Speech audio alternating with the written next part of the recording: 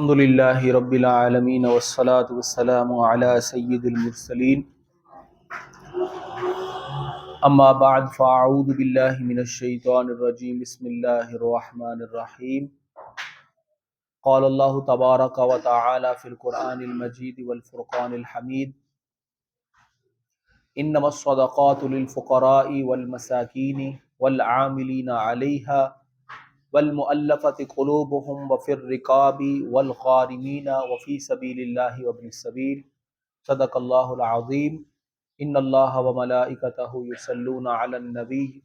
يا ايها الذين امنوا صلوا عليه وسلموا تسليما الصلاة والسلام عليك يا سيدي يا رسول الله وعلى آلك واصحابك يا سيدي يا حبيب الله۔ احباب ذی وقار، آج کی میری گفتگو کا موضوع ہے کہ زکوٰۃ، صدقہ فطر، روزوں کا فدیہ یا روزوں کا کفارہ یا قسم کے جو کفارے کی رقم ہوتی ہے، یہ کس بندے کو دی جا سکتی ہے؟ تو اللہ تبارک و تعالیٰ نے اس کے لیے خود ہی 8 قسم مقرر فرما دیے کہ اس کو بھی دے سکتے ہو، ان کو بھی دے سکتے ہو، ان کو بھی دے سکتے ہو۔ میں بالترتیب آپ کے سامنے آج وہ عرض کروں گا۔ اللہ تعالیٰ ارشاد فرماتا ہے انما الصدقات، اس صدقات سے مراد ہے صدقات واجبہ۔ صدقات ایک ہوتے ہیں صدقات نافلہ۔ صدقات نافلہ مثال کے طور پر جمعرات کو ہم شیرنی تقسیم کرتے ہیں، چھوٹا بڑا غریب امیر مرد عورت سب کھاتے ہیں، وہ صدقات نافلہ ہے۔ اچھا، یا جو درباروں وغیرہ پر لنگر وغیرہ تقسیم ہوتا ہے، یا جو ہم میلاد شریف کے موقع پر اس طرح نیاز وغیرہ کا اہتمام کرتے ہیں، یہ صدقات نافلہ ہیں، سب کھا سکتے ہیں۔ ایک ہوتا ہے صدقات واجبہ، جس کی یہ اقسام ہے زکوٰۃ،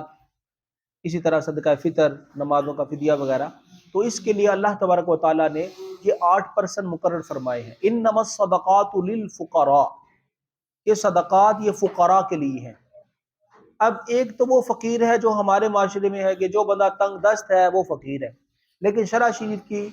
نگاہ میں فقیر وہ بندہ ہے کہ جس بندے کے پاس حاجت اصلیہ کے علاوہ، حاجت اصلیہ کے ضروریات زندگی کے علاوہ جس بندے کے پاس 52.5 تولے چاندی کی مقدار میں پیسہ نہیں ہے، یا گھر میں رکھا ہوا زائد سامان نہیں ہے، وہ بندہ فقیر شرعی ہے، وہ بندہ فقیر شرعی ہے۔ تو اس بندے کے بارے میں اللہ تعالیٰ فرماتا ہے کہ اس بندے کو تم زکوٰۃ وغیرہ دے سکتے ہو، روزوں کا کفارہ وغیرہ دے سکتے ہو۔ یہ ہے فقیر، یعنی جس بندے کے پاس حاجت اصلیہ کے علاوہ، ضروریات زندگی کے علاوہ کم از کم 52.5 تولے چاندی کی مقدار میں نہ تو پیسہ ہے اور نہ ہی گھر میں رکھا ہوا زائد سامان ہے، وہ بندہ فقیر شرعی ہے، اس کو آپ زکوٰۃ دے سکتے ہیں۔ اچھا، یہ تو تھا فقیر۔ اس کے بعد اگلا جو پرسن ہے وہ ہے مسکین۔ ہمارے ہاں عام طور پر مسکین اس کو کہتے ہیں کہ جس کی والدہ فوت ہو گئی ہو، لیکن شرع شریف میں مسکین اس بندے کو بولتے ہیں کہ جس نے ایک وقت کا کھانا کھا لیا لیکن دوسرے وقت کا اس کے پاس کھانا موجود نہیں ہے، پیسے اس کے پاس موجود۔ فقیر وہ ہوتا ہے جس کے پاس پیسے موجود ہیں لیکن 52.5 تولے چاندی کی مقدار میں نہیں ہے۔ لیکن مسکین اس سے بھی نچلا درجہ ہے کہ جس بندے کے پاس صبح کو کھا لیا شام کے واسطے ہے ہی نہیں۔ تو اللہ تعالیٰ فرماتے ہیں اس بندے کو بھی تم، مرد ہے یا عورت ہے، اس کو تم اپنے زکوٰۃ وغیرہ دے سکتے ہیں۔ انما الصدقات للفقراء والمساکین والعاملین علیہا۔ پہلے زمانے میں رسول اللہ صلی اللہ علیہ وسلم کے دور میں زکوٰۃ کے عاملین ہوتے تھے، جو مختلف گاؤں دیہات وغیرہ میں جا کر مختلف شہروں میں حکومت کی جانب سے ان کو نمائندہ بنا کر بھیجا جاتا تھا کہ تم جا کر زکوٰۃ کی کلیکشن کرو۔ تو اللہ تعالیٰ فرماتے ہیں ان کو بھی تم زکوٰۃ دے سکتے ہو، والعاملین علیہا، اور جو زکوٰۃ پر عامل بنا کر بھیجے گئے ہیں انہیں بھی زکوٰۃ دے سکتے ہیں۔ تو ان کو بھی زکوٰۃ میں سے سرکار مدینہ صلی اللہ علیہ وسلم کے دور میں دیا جاتا تھا کہ ان کا کام، ان کے گھر کا چولہا اسی سے جلنا ہے، کیونکہ انہوں نے اپنے آپ کو اس کام کے لیے وقف کر دیا ہے۔ انہوں نے کاروبار نہیں کرنا، انہوں نے کیا کرنا ہے، زکوٰۃ کی کلیکشن کے لیے اپنا کاروبار چھوڑ کر جانا ہے۔ تو ان کے لیے بھی اللہ تعالیٰ فرماتا ہے کہ زکوٰۃ لینا جائز تھا، لیکن آج کے دور میں وہ سلسلہ ختم ہو گیا۔ تو اگلے ہم چلتے ہیں اگلے ٹاپک کی طرف۔ انما الصدقات للفقراء والمساکین والعاملین علیہا والمؤلفۃ قلوبہم۔ مؤلفہ قلوب کیا ہوتے ہیں؟ مؤلفہ قلوب وہ شخص ہے کہ جو غیر مسلم ہے، مثلا عیسائی یا یہودی ہے. اب ہمیں معلوم ہے کہ ہم اگر اس کو زکوٰۃ کے پیسے دیں گے تو یہ بندہ اسلام کے قریب ہو جائے گا، یعنی اس کے ساتھ ہم ایک قسم کی نیکی کریں گے تو وہ بندہ اسلام کے قریب ہو جائے گا، تو اس کو زکوٰۃ دی جائے. یہ صورت نبی علیہ الصلوۃ والسلام کے دور میں بھی تھی، پھر بعد میں حضرت ابو بکر کے دور میں بھی تھی، لیکن جب حضرت عثمان غنی حضرت عمر فاروق اعظم رضی اللہ تعالیٰ عنہ کا دور آیا تو آپ نے فرمایا کہ اب اسلام بہت زیادہ پھیل چکا ہے. حضرت عمر فاروق کے دور میں اسلام اتنی دور تک پھیل چکا تھا جس طرح پاکستان جیسی 50 ریاستیں، اسلام کا رقبہ اتنا ہو چکا تھا، اسلام پاورفل ہو چکا تھا. تو حضرت عمر فاروق اعظم رضی اللہ تعالیٰ عنہ نے فرمایا کہ اب ہم مؤلفہ قلوب کو زکوٰۃ نہیں دیں گے، یعنی کسی کو اسلام کی طرف راغب کرنے کے لیے زکوٰۃ نہیں دیں گے، اس لیے کہ اسلام بہت قوی ہو چکا ہے، اب اس کو ضرورت نہیں ہے کمزوری دکھانے کی.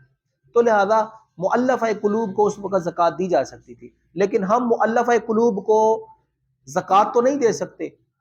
ان کو ہم نفلی صدقہ وغیرہ دے سکتے ہیں. مثلا جمعرات کو جو چیز تقسیم ہوتی ہے ہم ان کو دے سکتے ہیں،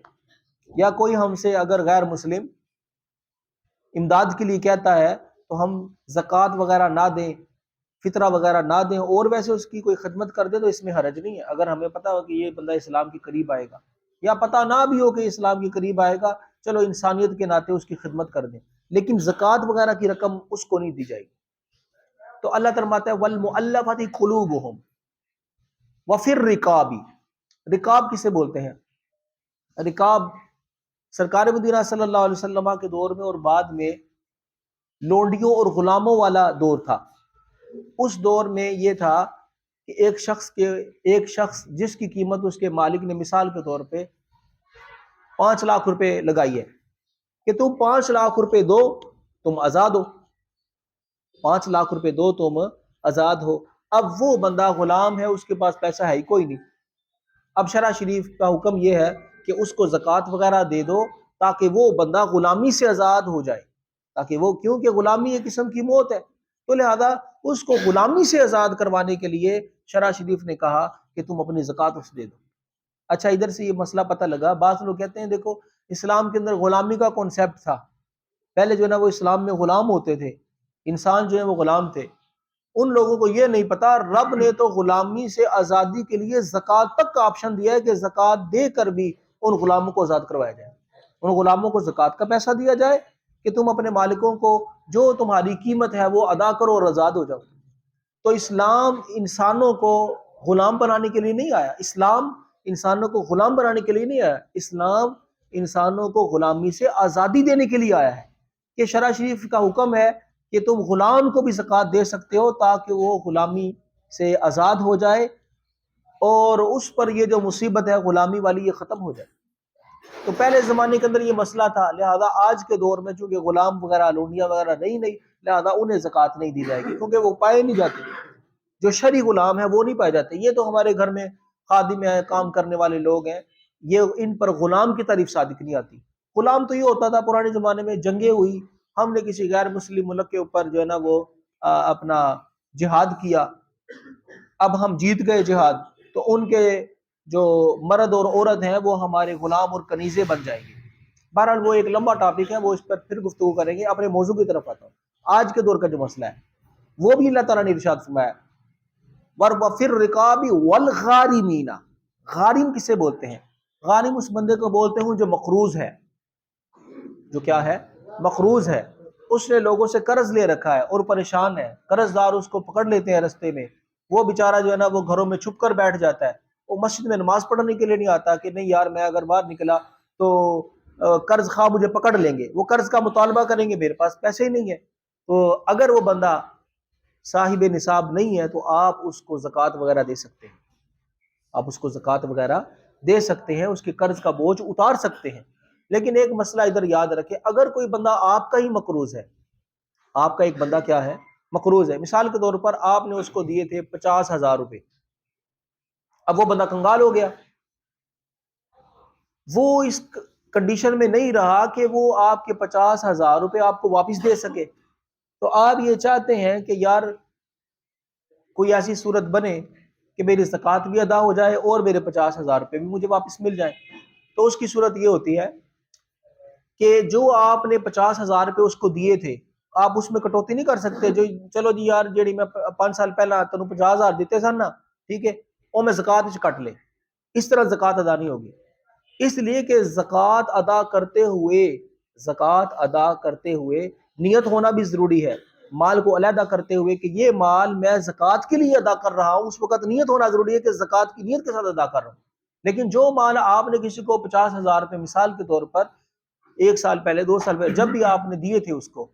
تو آپ نے اس کو قرض کی نیت کے ساتھ دیے تھے, زکوٰۃ کی نیت کے ساتھ نہیں دیے تھے, لہذا زکوٰۃ بھی وہ ادا نہیں ہو سکتے. ہاں ایک صورت میں عرض کر دیتا ہوں کہ آپ کی زکوٰۃ بھی ادا ہو جائے, آپ کا قرض بھی واپس آ جائے. وہ یہ ہے کہ آپ اس بندے کو 50,000 روپے اسے لینے ہیں, اب 50,000 روپے اپنے پاس سے زکوٰۃ کی نیت سے 50,000 روپے آپ علیحدہ کریں اور وہ 50,000 روپے اس کو دیں زکوٰۃ کی نیت کے ساتھ. جب اس کے ہینڈ اوور آپ نے کر دیے, اس کا قبضہ ہو گیا, اس کی ملکیت ثابت ہو گئی, اب بے شک آپ اس سے مطالبہ کر سکتے ہیں کہ بھئی پہلے تو تمہارے پاس پیسے نہیں تھے 50,000 جو میرا تم نے قرض اتارنا تھا, اب تو آگے لہذا میرا قرض واپس کر دو, اب 50,000 روپے واپس لے لے. زکوٰۃ بھی ادا ہو گئی اور آپ کا قرض بھی واپس لوٹ گیا. اور اگر بالفرض وہ ایسا کہتا ہے کہ جی میں نہیں دینا مانتے اور بھی کم نے, اب آپ جو ہے نا وہ چاہے دھکے سے اسے چھین لیں تو آپ کے لیے جائز ہے, کیونکہ وہ آپ کا مقروض ہے. تو قرض خواہ اپنے مقروض پر سختی بھی کر سکتا ہے, لیکن اس کو چاہیے تو نہیں سختی کرنا, لیکن اگر کبھی جو ہے نا وہ اس طرح کی سختی کر بھی لے اپنا قرض حاصل کرنے کے لیے تو شرعاً اس میں کوئی قباحت نہیں ہے. اگر وہ اس کے ہاتھ میں مال دیکھتا ہے کہ 50,000 روپے اس نے میرے دینے ہیں تو 50,000 روپے وہ اسے چھین لے تو زکوٰۃ بھی ادا ہوگی, کیونکہ وہ ان 50,000 کا پہلے مالک بن چکا ہے, وہ اس کی کسٹڈی میں آ چکے ہیں, وہ اس پر اس کی حق ملکیت ثابت ہو چکا ہے, اب آپ اسے لے لیں. لیکن یہ نہیں ہو سکتا کہ جس نے آپ کو 50,000 روپے دینے آپ گئے جی میں نیت کر لے کہ میں جو ہے نا زکوٰۃ, ایسا نہیں ہوگا. تو احباب ذوالفقار میں عرض کر رہا تھا, قرض خواہ مقروض اگر جو ہے نا وہ قرض کے بوجھ تلے دبا ہوا ہے اور آپ چاہتے ہیں کہ اس کو قرض کے بوجھ سے نجات دلا دیں, تو آپ زکوٰۃ کی رقم بھی دے کر اس کو قرضے کے بوجھ سے نجات دلوا سکتے ہیں. اس کے بعد اللہ تعالیٰ ارشاد فرماتا ہے وفی سبیل اللہ, وفی سبیل اللہ, اور جو اللہ کے راستے میں ہیں ان کو بھی زکوٰۃ دے سکتے ہو. مثال کے طور پر مدارس کے اندر جو طلباء پڑھتے ہیں ان کو آپ زکوٰۃ وغیرہ دے سکتے ہیں. اب یہ جو ہمارے مدارس کا نظام ہے یہ سارے کا سارا زکوٰۃ اور خیرات وغیرہ پر ہی چلتا ہے, گورنمنٹ تو ہمیں کچھ نہیں دیتی. اب یہ مدارس کا احسان ہے کہ اس دور کے اندر اب دیکھیں اسکولوں کے اخراجات کتنے ہیں, کالجز کے اخراجات وہ سارا حکومت برداشت کر رہی ہے, یا پھر وہ جو پرائیویٹ ادارے ہیں وہ ان سے باقاعدہ فیسیں لیتے ہیں. لیکن جو ہمارے مدارس ہیں ہم ان سے نہ کوئی فیس کا مطالبہ کرتے ہیں, ان کو رہائش بھی دی جاتی ہے, ان کو کھانا بھی دیا جاتا ہے, ان کی دیگر سہولیات کا بھی ہمیں خیال رکھنا پڑتا ہے. وہ سارے کا سارا ہم کس کے ذریعے کرتے ہیں, زکوٰۃ اور خیرات کے ذریعے کرتے ہیں. تو اللہ تعالیٰ فرماتا ہے جو اللہ تعالیٰ کی راہ میں ہے ان کو بھی زکوٰۃ دے سکتے ہیں. اللہ تعالیٰ کی راہ میں مراد یہ طلباء بھی ہو گئے جو مدارس کے اندر پڑھتے ہیں, اور اس کے علاوہ یہ ہے کہ مجاہدین جو اس دور کے اندر جہاد وغیرہ کیا کرتے تھے, جن کا کام یہ تھا, انہوں نے کوئی اور کام نہیں کرنا, کیوں اگر کوئی اور کام کریں گے تو جہاد سے کہاں سے کریں گے, تو وہ بھی اللہ کی راہ میں ہے. تو مجاہدین کو بھی زکوٰۃ دی جاتی تھی, مجاہدین کو بھی اس دور کے اندر زکوٰۃ دی جاتی تھی, کیونکہ انہوں نے مجاہدین نے اپنا آپ جہاد اسلامی کے لیے وقف کیا ہوا ہے, تو لہذا انہیں اس دور کے اندر زکوٰۃ دی جاتی تھی. لیکن آج بھی اگر کوئی ایسی صورت ہو تو مجاہدین کو زکوٰۃ دی جا سکتی ہے. مثال کے طور پر غزہ کے جو مجاہدین, اگر کوئی اس طرح کی صورت بنے کہ ان تک زکوٰۃ پہنچ سکے, ویسے ابھی تو بہت زیادہ پابندیاں انہوں نے لگا دی ہیں ادھر امداد کے حوالہ سے. اب صبح ہی میری بیت المقدس شریف میں بات ہو رہی تھی, تو ابھی حالات ادھر بہت زیادہ خراب ہیں. ارد گرد کے عجب بات یہ ہے کہ ارد گرد جتنے ممالک ہیں وہ سارے کے سارے مسلمان ہیں, لیکن کوئی مسلم ملک اپنی سرحد نہیں کھول رہا ان غزہ والوں کے لیے, فلسطین والوں کے لیے, کہ چلو یار تمہارے ملک والوں نے تم پر ظلم کیا, ہم اپنی باؤنڈری کھولتے ہیں, آپ ہمارے ملک میں آئے, ادھر پناہ لے. سب نے بائیکاٹ کیا ہوا ہے. تو بہرحال یہ ایک میں آپ کے سامنے مسئلہ عرض کر رہا تھا کہ اگر مجاہدین اسلام اگر اس طرح ہوں تو ان تک بھی زکوٰۃ پہنچائی جا سکتی ہے. اور اس کے بعد کیونکہ وہ بھی اللہ تعالیٰ کے راستے میں ہیں, وہ بھی اسلام کی سربلندی کے لیے لڑ رہے ہیں. اس کے بعد ہے وابن السبیل، وابن السبیل کا مطلب ہے مسافر، جو بندہ اپنے گھر سے دور ہے، اپنے گھر سے دور ہے، اگرچہ وہ بندہ اپنے گھر میں بڑا سیٹ ہے، کھاتا پیتا ہے، بڑا اس کا کاروبار ہے، بڑی دکانیں ہیں، لیکن وہ کسی ایسے علاقے میں چلا گیا کہ وہ ادھر کنگال ہو گیا، اس کے پیسے ختم ہو گئے، مثال کے طور پر اس کا بٹوا تھا، اس کا بٹوا کٹ گیا، جیب کٹ گئی، بٹوا جاتا رہا، اب وہ ادھر جو ہے نا رستے میں ہے کہ بھئی میں تو گاڑی کروا کے جو ہے نا اپنے گھر میں شہر بھی واپس نہیں جا سکتا، میں تو جو ہے نا وہ لوکل سفر بھی نہیں کر سکتا، تو اس کے لیے اللہ تعالیٰ فرماتا ہے کہ اتنی زکوٰۃ کہ جس سے اس کا گزارا ہو سکے وہ لے سکتا ہے، کیونکہ وہ مجبور ہو چکا ہے۔ اب ایسی صورت میں اس کو کیا کہیں گے بھائی، اب اس کو کوئی بندہ زکوٰۃ بھی نہیں دیتا، اسے کہنا تو جو ہے نا اپنے ملک کے اندر، تو اپنے شہر کے اندر تو صاحب نصاب ہے، لیکن آج کے دور میں ایسا بہت کم ہے، اے ٹی ایم کارڈ بن چکے ہیں اور دیگر جو ہے نا وہ موبائل کے ذریعے ایپس وغیرہ بن چکی ہیں، ایزی پیسہ وغیرہ، کوئی بندہ کہیں پھنس جائے تو ادھر پیسے منگوا سکتا ہے، لیکن پھر بھی بہرحال اگر بندہ کسی ایسی جگہ پھنس جائے ہو بندہ صاحب نصاب، لیکن اس جگہ پر وہ بندہ مجبور ہے کہ یار میں جو ہے نا وہ اپنا کیا کروں، اب میں تو پیچھے بھی نہیں جا سکتا، تو ایسی صورت میں اس کو اتنی زکوٰۃ دی جا سکتی ہے کہ وہ بخیریت اور خیر و عافیت کے ساتھ اپنے شہر میں، اپنے علاقے میں، اپنے بال بچوں میں پہنچ جائے، اور بے شک بعد میں آ کر جتنی اس نے زکوٰۃ کی رقم لی تھی وہ فقراء کو تقسیم کر دے اور ان کو دے دے کہ بھئی میں تو صاحب نصاب تھا، لیکن میری مجبوری بن چکی تھی، لہذا جب میری مجبوری ختم ہو گئی تو وہ زکوٰۃ کی رقم واپس کر دے۔ تو اللہ تبارک و تعالیٰ نے یہ سارے کے سارے احکام بیان فرمائے کہ ان سب میں سے جس مرضی کو زکوٰۃ دے سکتے ہو، یہ نہیں کہ ان 8 میں سے ہر ایک کو دینے ہیں، بلکہ کسی ایک کو بھی آپ دے سکتے ہیں، اور اگر آپ کے پاس پیسے زیادہ ہیں تو آپ جو ہے نا وہ ان کو توڑ کر بھی کچھ فقیروں کو دے دیے، کچھ مسکینوں کو دے دیے، کچھ مدارس کو دے دیے، لیکن خاص طور پر آج کے دور میں آپ یاد رکھیں مدارس کے حوالہ سے کہ مدارس کے ساتھ تعاون فرمائیں، کہ مدارس کا جو نظام ہے آپ کو پتہ ہے کہ آج کل مدارس کے ساتھ گورنمنٹ تو کوئی تعاون نہیں کر رہی، آپ احباب ہی مدارس کے ساتھ تعاون کرتے ہیں، لہذا مدارس کو اس سلسلہ میں یہ ضرور یاد رکھیں کہ یہ دیکھیں یہ مدارس ہی ہیں جس کی برکت سے آج علماء تیار ہو رہے ہیں، آج جو ہے نا وہ حفاظ تیار ہو رہے ہیں، اب جگہ جگہ پر ہمیں دیکھیں چھوٹی چھوٹی مسجدوں کے اندر قرآن سنانے والے مل جاتے ہیں۔ اچھا میں بڑا حیران تھا قاری صاحب، میں یوٹیوب کے اوپر دیکھا عرب کے اندر ادھر آج بھی یہ جو تراویح ہے نا صورتوں کے ساتھ پڑھاتے ہیں عرب کے اندر، حالانکہ قرآن ادھر نازل ہوا تھا۔ میں کہتا ہوں ہمیں تو اپنی قسمت پہ فخر کرنا چاہیے، ہم اگرچہ عرب نہیں ہے لیکن اس کے باوجود بھی ہمیں ہر مسجد کے اندر حافظ اویلیبل ہے، ہمیں حافظ اویلیبل ہے۔ قاری صاحب کے کتنے شاگرد ہیں، انہوں نے کتنے تیار کیے ہیں، اس مدرسے سے کتنے پڑھ کر گئے ہیں، ادھر ہمیں اویلیبل ہے، ہمیں کوئی پریشانی نہیں۔ پچھلے دنوں قاری صاحب فرما رہے تھے میری طبیعت خراب تھی، تو میں نے کہا کوئی ٹینشن نہیں، میرا ایک شاگرد آ کے سنا لے گا، تو ہم نے ادھر محنتیں کی ہیں تو آج ہمیں یہ ثمرہ نظر آ رہا ہے۔ لیکن میں حیران ہوں اس جگہ پر کہ جہاں قرآن نازل ہوا تھا وہاں صورتحال یہ ہے کہ ادھر جو ہے نا حافظ نہیں ہے، ادھر میں نے دیکھا ہے وہ صورتوں کے ساتھ قرآن پڑھ رہے ہیں، اور دوسرا مطلب یہ کہ ہم نے جو حفاظ تیار کیے وہ زبانی یاد کر رہے ہیں، زبانی سنا رہے ہیں، اور عربوں کے اندر میں نے دیکھا ہے کہ ادھر جو ہے نا وہ قرآن دیکھ کر پڑھ رہے ہوتے ہیں، نماز کے اندر بھی شاید آپ کو کبھی دیکھنے کا اتفاق ہوا، وہ کیا کریں گے نماز کے اندر وہ منزل پڑھ رہے ہیں تراویح کے اندر، اور وہ صفحہ آگے کریں گے، بڑا سارا انہوں نے قرآن رکھا ہوتا ہے تو وہ جو صفحہ آگے کر کے پڑھتے ہیں، لیکن الحمدللہ بر صغیر پاک و ہند کے اندر رب کا کتنا احسان ہے کہ ادھر حفاظ جو ہے نا وہ جگہ جگہ ملیں گے، ایک محلے کے اندر 10 حافظ ملیں گے۔ بعض اوقات ایسا ہوتا ہے وہ حافظوں کے لیے جگہ چھوٹ جاتی ہے، اتنے حافظ الحمدللہ ان مدارس نے تیار کیے ہیں، تو آپ احباب سے میں گزارش کروں گا کہ خصوصی طور پر ہمارے جامعہ صدیقیہ نور القرآن کو بھی زکوٰۃ وغیرہ کے سلسلہ میں یاد رکھیں، جہاں آپ اپنے دوست احباب اور دیگر مدارس کو یاد رکھتے ہیں۔ اللہ تعالی ہم سب کو عمل کرنے کی توفیق عطا فرمائے، آمین بجاہ نبی الامین صلی اللہ علیہ وسلم۔